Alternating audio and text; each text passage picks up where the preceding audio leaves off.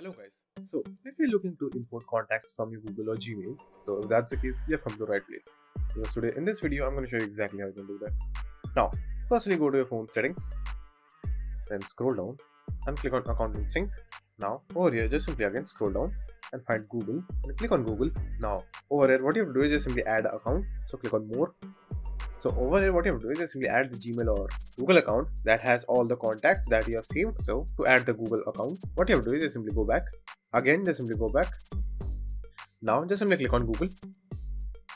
Now scroll down or just simply click on the profile icon that you have at the top right and click on add another account. Now just simply enter the details of your email address. So after that, enter the password.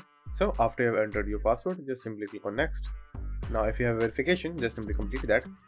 Then click on agree. Now wait for a few seconds, and now when your Google account is synced, simply again go back, then scroll down again, account and sync. Again scroll down, click on Google, click on your email address, and now make sure to click on contacts and the sync icon will appear. That means all the contacts that you have saved on your Gmail address is now synced with your contacts in the phone and has appeared. So that's all, and thank you for watching, and do like and subscribe to my channel, and take care.